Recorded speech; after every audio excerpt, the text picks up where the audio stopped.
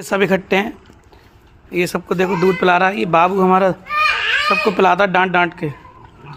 देखो ये बड़े वाले ना छोटे वाले को डांटते हैं। ये देखो हमारे बाबू है और ये हमारे पिल्ले हैं, ठीक है।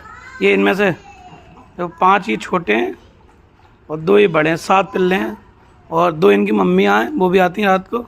और ये उनका घर है उधर, दिखाया था आपको, ठीक है। देखो ये